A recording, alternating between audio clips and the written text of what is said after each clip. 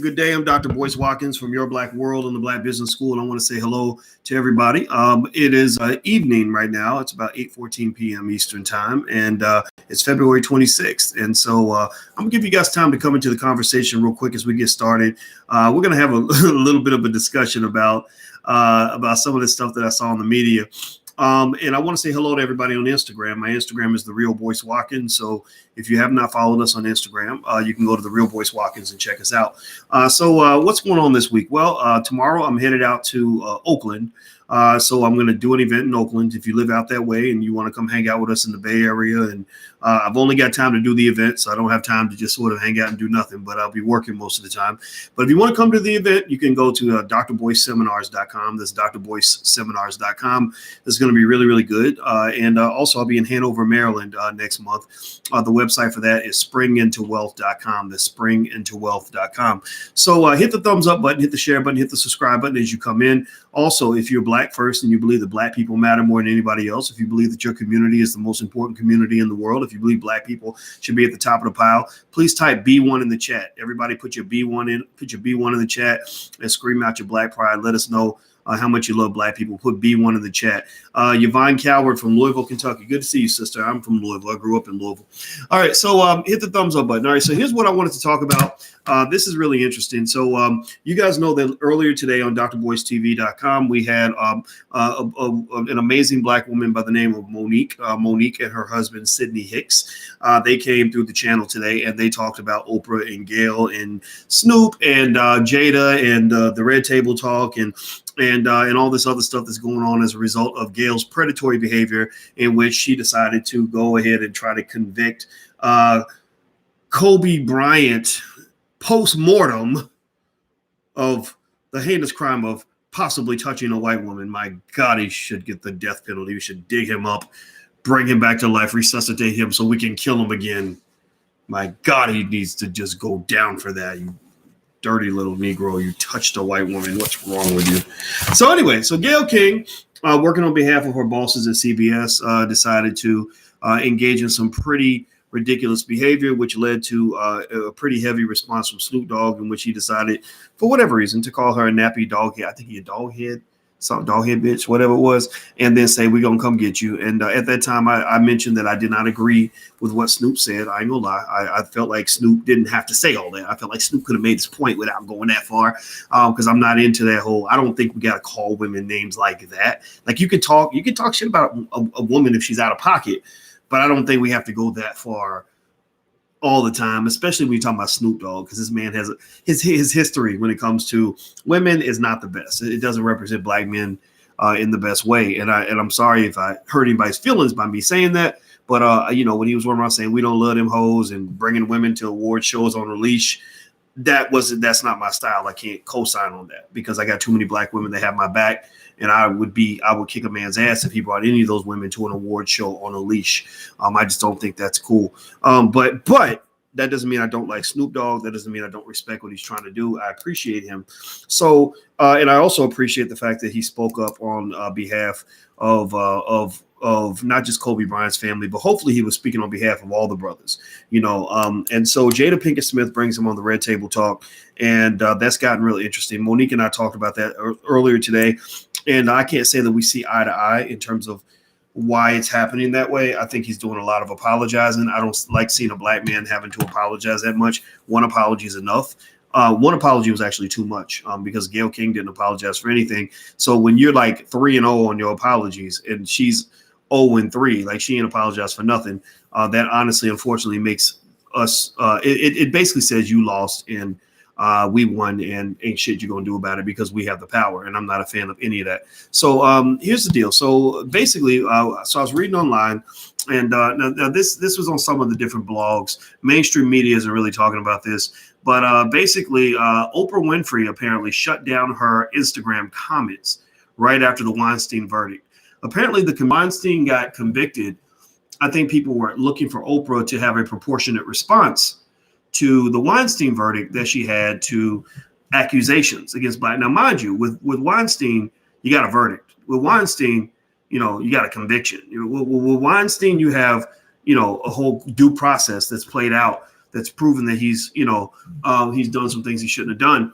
And also with Weinstein, you had years and years and years where they knew about Weinstein's behavior. I don't know. Did anybody give me a yes or no if you saw this? Yes or no if you saw Ava DuVernay? And I actually like Ava DuVernay a lot. I think she's one of the good ones. But she's also in that Oprah, Tyler, Gayle space. Did you see where Ava DuVernay tweeted? I think back in 2012, she was tweeting something about Harvey Weinstein, and she said, "Yeah, we've all heard the stories about Harvey, but I love him anyway." Did anybody see that tweet where she said that we've all heard the stories about Harvey? Now, what those stories were, I don't know. Were they, rape stories? I hope not. I would hate to think anybody could overlook, something that terrible. But definitely he was known as a man that did some really interesting things with women. And I told you guys that even I knew about it. And I'm not a Hollywood guy. I don't, I think I picked that up from Dame Dash. Dame Dash is a guy who was talking to me about Weinstein even before Weinstein fell off. Like, this was back when Weinstein was very popular and powerful. And to Dame's credit, Dame said, "I don't care how powerful he is. The man is messed up. The man is gross. The man is doing some nasty things to women." But one thing I don't recall him saying is anything about any rapes, right? And I think it's a matter of being extremely cautious when we talk about assault versus somebody just being a hoe. Like, there's a lot of hoes out here. There's a lot of people. We probably got a few thousand hoes in this chat. like I'm saying, some of y'all are hoes, and it's okay. I'm not judging you. I'm not judging you at all. But everybody likes sex. Like, sex is normal. It's natural. There's nothing wrong with it. But so I think that when you get to the point where we're making the assumption that a man who gets around is automatically a predator because he gets around, that's not cool. Like, you can't go that far. Now with Weinstein though, do I believe that he assaulted somebody or raped somebody? I haven't seen any evidence yet. I saw testimony. I saw people. I saw what seemed to be contradictory testimony, because I don't understand how somebody allegedly did these things to you, but you spent years and years and years looking for that person, telling people that this was your best friend. One of the ladies actually said he was her soulmate, and I've never seen anybody, get raped and then say that's my soulmate, like, voluntarily like that. So I think that kind of behavior in Hollywood is a little bit strange. But I think that and here's what I'm getting at. Here's my point. You guys know how I am. I like to look at everything. I go off on tangents, but I'm always centering back on the point. I'm just making the point in a little bit more of a nuanced fashion than you're used to on the internet, where the attention span is about 45 seconds. Here's the deal. Oprah ain't stupid.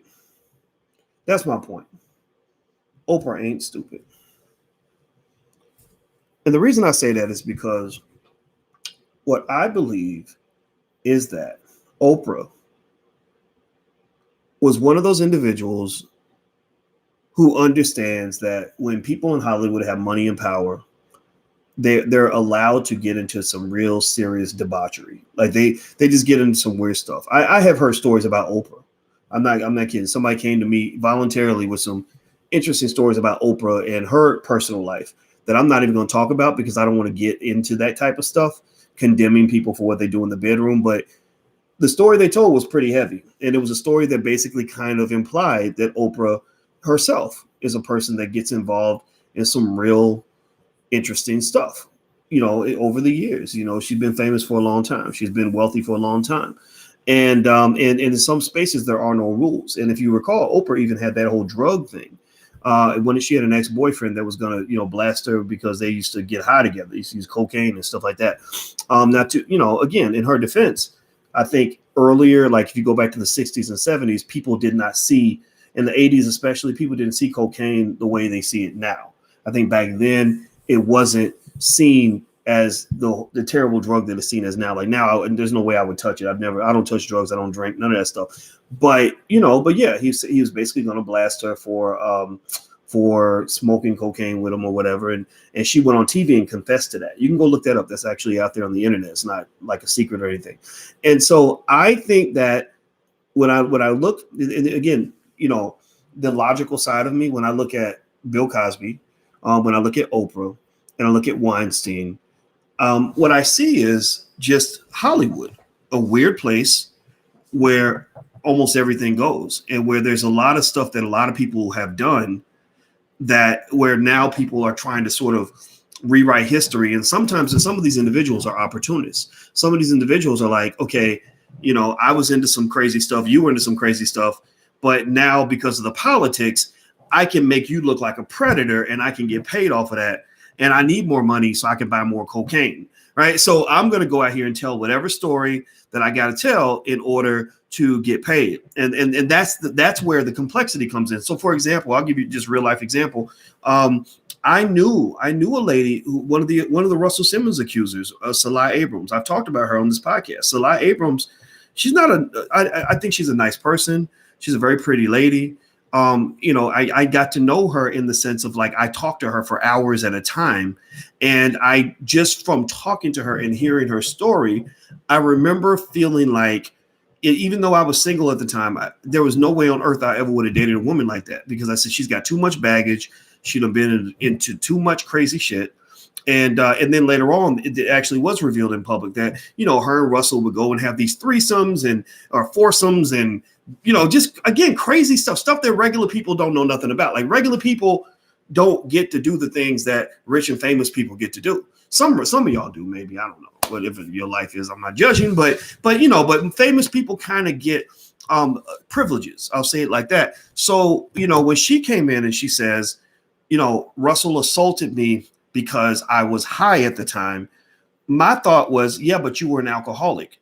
So you were probably high a lot. You were a drug addict. You were probably high a lot. If I'm not mistaken, I could have swore she said she had an issue with drugs and with alcohol, and she's got some mental health issues, and she's, so it's more like you're sort of getting these stories from these people that are not normal, that are not healthy mentally, that really, unfortunately, the incentives are so all over the place. The incentive to distort the past in a way that is to your own advantage, that makes you look like an angel and it makes the person that you're mad at look like the devil. Simple-minded people are going to fall for that, but I think intelligent people are not. That's why I always say in the beginning of this conversation, every time I talk to you guys, I say this is a platform for intelligent Black people, and that's about 10% of y'all. That's about 10% of our community. Like 90% of the people out here don't think through. They don't think past second, third grade analysis. They can only go to 2 + 2 = 4. They don't understand that 2 + 2 divided by 12 + 8 to the 14th power, multiplied by 47 to the 8th power divided by 47 equals blank, right? They're not interested in thinking that way. So they're like, oh, well, so the simple-minded logic is, the simple-minded logic becomes, oh, well, she accused him of this, so he must be guilty. He must be guilty because she said he did it, even though it was 25 years ago and there was no evidence. Nobody filed any police reports. You don't know anything about this person's background. Again, that's where it becomes political, because they're telling you that you can't ask the appropriate questions. Like if somebody tells me a story about another person, I want to know something about both people. So that I can weigh the credibility of both sides. Like, so if Sean Thomas comes to me and tells me a story about William Hill, I'm going to say, so tell me about Sean. Tell me about Sean's background, so I can figure out if Sean might have an incentive to lie, if he has a motive to lie. In a lot of criminal cases, they're looking for motive. So I'm thinking, like, what's your motive? Is there a motive for you to tell this story in a certain way? And I have some questions. Answer some of these questions. And then I'd like to, talk to the other person and figure out what their background is. But the way these stories are told is it's like, okay, you've got the so-called victim. Well, you can't know nothing about her. You can't ask her no questions. Like you can't, like with Salah Abrams. And I felt really bad putting it on blast like that, because when I tell you that Salah was a nice person and that I have nothing against her, I really mean that. She never did anything to harm me, but I never allowed her to get close enough to do anything to harm me, right? But when I saw her kind of, going out here in public for this, what I thought was an attention grab, I felt a little bit uncomfortable with that. And I'm not the only one. In fact, actually, Salah, again, she's one of the accusers of Russell Simmons. There was a Black journalist who investigated that, all of that really closely. And she actually went to mainstream media and said, I found out from a preacher that Salai was upset because Russell would not take her out. He would not take her out in public and take her on dates. I guess he must have treated her like the side chick or the chick you go see in the dark when you don't tell nobody or what. I have no idea. But she said that. She reported that to the mainstream media, and the mainstream media completely ignored the story. Now I'm not here to tell you that I know the truth in any of these situations because I was never there.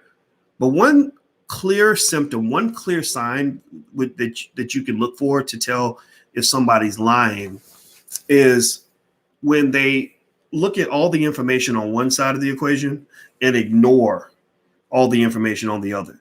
If anybody ever gives you a one-sided story, that's like cut and dry, black and white, like they're the devil and I'm a sweet little angel, they're lying to you. Like they always say that there's three sides to every story. There's his side, her side, and the truth, right? You ain't getting the truth.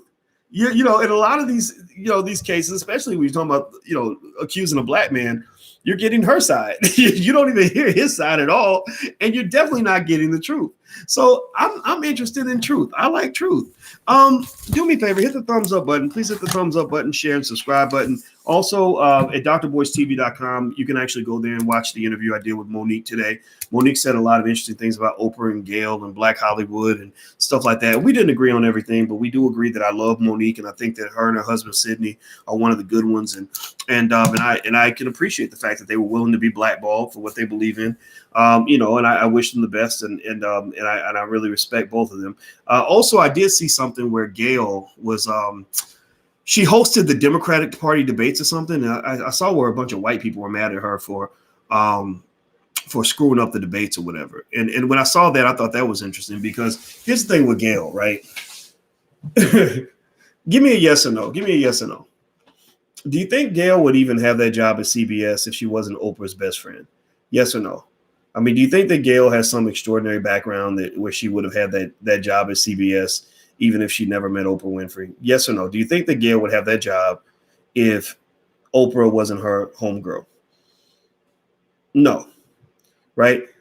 Gayle, the reason Gayle screwed up, the reason she messed up the debates and the reason she messes up a lot of interviews is because Gayle is kind of like a female version of what Al Sharpton was for MSNBC. Gayle does not deserve to be, she has no business as an anchor on CBS. Seriously, there are journalists who went to school to become journalists. I taught at Syracuse University for 13 years, and we had one of the best journalism schools in the country. I know a lot of black people who could murder that job, who could kill it, but who will never get the opportunity, right? Gayle got moved to the front of the line because Oprah is her buddy. There's nothing on her resume that supersedes the fact that she, for 30 years, has been best friends with one of the richest women on the planet. That's it. So Gayle really doesn't belong in that position. Just like Al Sharpton did not belong as an anchor on MSNBC, and the National Association of Black Journalists, they spoke up on this. And I was like, yeah, if I was a journalist, I'd be pretty upset right now. I mean, because they'd be backflipping and high stepping and ducking and dodging and bobbing and weaving and stunting, trying to get those jobs. Like they go out of their way they do everything in their power to get an opportunity like that. And then they go give it to Al Sharpton, who's stumbling over his words, getting all the facts wrong, can't read the damn teleprompter, asking stupid questions. He's not a stupid man. Mind you, I don't think Sharpton's a stupid man. I want to make that clear. I don't think Sharpton's stupid. I don't think Oprah's stupid either. But Sharpton he's not the most qualified journalist for that job. Same thing. On I think the Today Show, I think one of George Bush's daughters is one of the anchors on the Today Show. And that to me, I think further undermines the credibility that any of these media outlets should claim to have. They don't have journalistic credibility because half of those anchors are not real journalists anyway. So shout out to the real journalists out there. And, it just is what it is. So anyway, I'm going to go. I'll be in California or Oakland. I'll be in Oakland tomorrow. And I'll be there for the weekend and doing an event on Saturday. If you want to come to the event, feel free to go to drboyceseminars.com. Next, I'll be in Hanover, Maryland. You can go to drboyceseminars.com to get that information also. or springintowealth.com. I think their website is springintowealth.com. Also, I am, if you want a free e-copy of my book, It Takes a Village to Raise the Bar, feel free to go to drboycewatkins.net. That's drboycewatkins.net. Hunt Nitty, you said talk with Snoop. Well, how about this? I don't know Snoop, but if anybody knows Snoop and Snoop would like to come on here, I would absolutely, positively, completely, and totally love to have Snoop on. I would completely shut my mouth. I run my mouth all the time when I'm on my channel. So when I have a guest in, my goal is to shut up. Yeah, I tell myself inside my head, I'll be like, boy, shut the fuck up. Let the guest talk. So I would love to have Snoop on. I would let him talk the entire time. And I would love to hear his explanation for all that happened. You know, because I don't like any of what I'm seeing. Did any of y'all watch that Red Table Talk? I haven't seen the Red Table Talk yet. I want to watch it, and me and Alicia might watch it, but we're both just so sad to even watch it because we don't like seeing a black man on his knees. I don't like seeing a black man. I don't like seeing him like this, all contrite and shit, looking like a fucking little boy. I mean, shit. You know, if you made a mistake, just say I made a mistake. I misspoke. You know, like when Michelle Obama said something that made white people mad, Barack was just like, you know, she misspoke, and Michelle was like, yeah, I misspoke, and they kept it moving. You keep it moving. You got to keep it moving. You can't like spend 2 weeks apologizing. Like that's the part I don't understand. And you know, and I just I don't know. And you know, and Monique and I didn't see eye to eye on why he was apologizing, right? You know, Snoop was saying I talked to my mama. My mama told me I need to go apologize. And Monique and her husband seem to agree with that sentiment. I'm a little bit skeptical of that. And the reason I'm skeptical of that is because it's not like your mama just figured out yesterday that you're Snoop Dogg or that you use the word bitch. I mean, Snoop has probably had song. I think no, it was Ice Cube that had the song "A Bitch Is a Bitch," right? I mean, Snoop Dogg has been using the B word for 30 years. He brought the women to the award show in 2003 on a leash. Did his mama see that? Like, did somebody call his mama? I'm not saying that his mama, I'm not here to talk about nobody's mama. That is not the point here at all. But I'm just kind of like, he's 50, like he's almost 50, you know, and so like you didn't see what he said in the 90s and in the 2000s and in the 2010s. Like you just figured out that he sometimes uses the word bitch. The other thing that was interesting is what was it? Oh, here's another thing too. Okay, if he says, okay, so let's assume that your mama wants you to apologize to Gayle. You know, okay, why can't you pick up the phone and call Gayle and do a private apology? Like, hey Gayle, I don't want to make this public. I want to take this behind closed doors before it gets out of hand because the media, you know how the media is, Gayle. The media is going to make a circus out of this. So I just want to call you and tell you that I just personally, so you'll hear it directly from me, that I am sorry to have used that language towards you. That was disrespectful. I would not want anybody to use that language toward my mother. However, I do have an issue with what you said to Lisa Leslie about Kobe Bryant. Like, give me a yes or no. Like, would that have been adequate? Would that have been adequate to call her and talk to her behind closed doors? Because here's the thing. Here's one thing Jada Pinkett Smith has to deal with. And again, and Jada's invited on here. And I'd love to have Jada or Will or both of them on here. I'm a big fan of both of them. I think that their work is excellent. And I think they're good people. But here's the thing. So remember I was telling you earlier, in stories like this, there's his story, her story, and then there's the truth. You're not hearing his story or you're not getting the truth. You're hearing her story most of the time. And this is not just true for individual conversations. This is true for the collective conversation between genders. Nobody's listening to black men.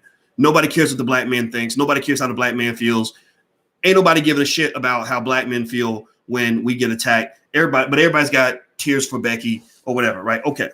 So Jada says to Snoop, and this is the one clip I saw, and I need to go watch I'm gonna go sit down and force myself to watch the whole interview, even though again I get it makes me sick to my stomach to see a black man having to apologize just for being a black man. It bothers me very much.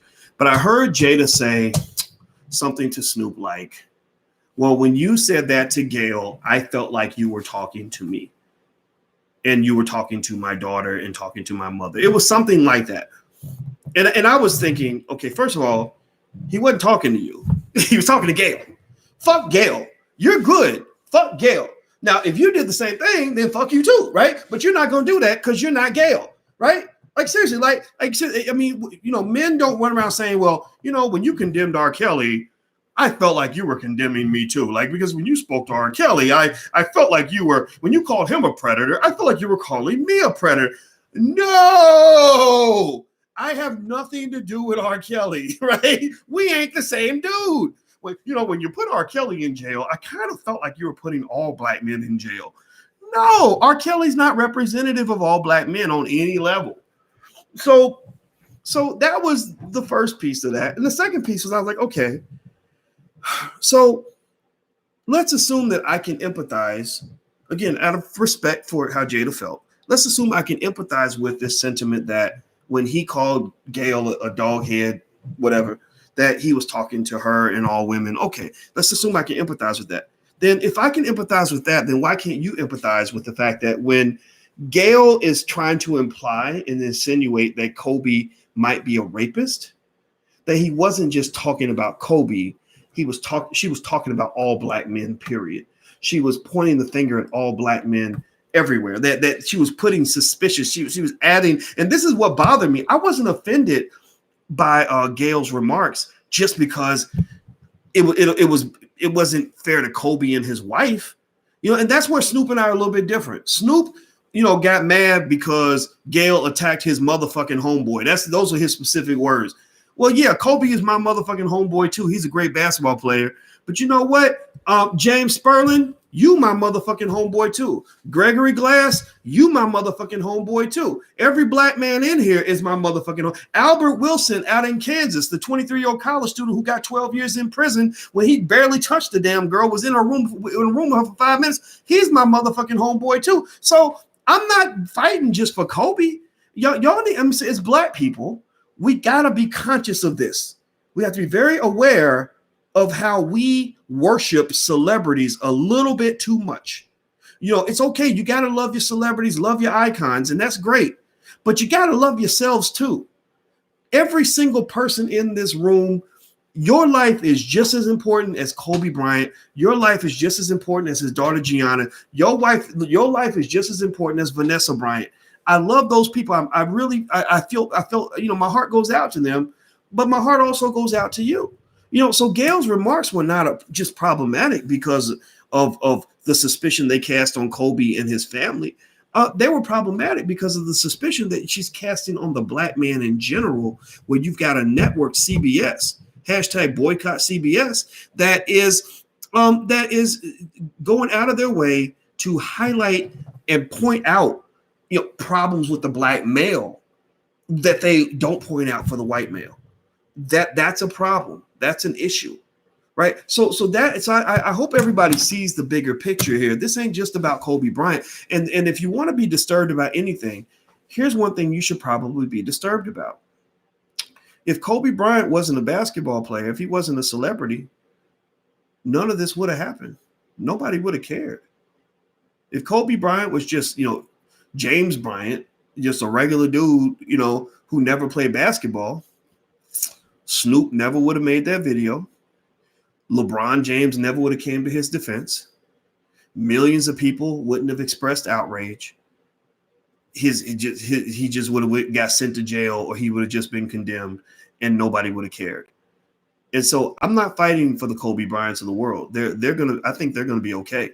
I'm fighting for the James Bryants of the world. I'm fighting for the regular guys out here, because all this stuff that's happening in media, it's affecting every black man everywhere, including your sons, your nephews, your uncles, your daddies, your husbands, your boyfriends, all the men that you love. It's affecting them as well as Kobe Bryant. So let's just make sure we see the bigger picture here and don't get caught up in the celebrityism of it all. The celebrity stuff is a good talking point. Like, I know I'm not stupid. Like, I know that if I talk about a celebrity, the number of people that are going to listen to what I have to say is going to quadruple, right? And it is what it is. That's life. That's just life in the black community. It's life in this world.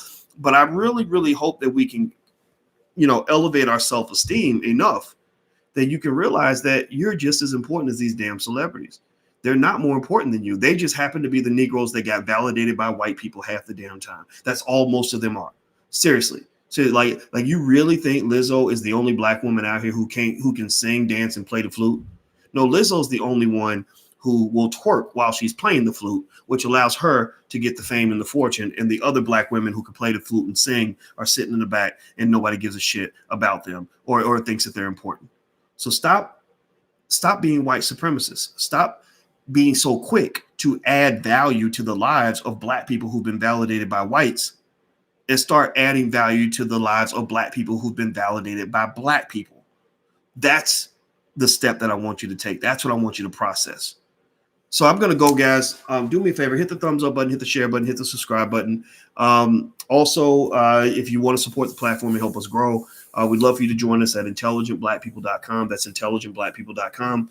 And we're going to keep talking about this. If anything else comes up, any other thoughts come to mind, I'll hop in and do another video. And I appreciate you guys and your support. And I hope you guys have a good night. I'll see you soon. Peace.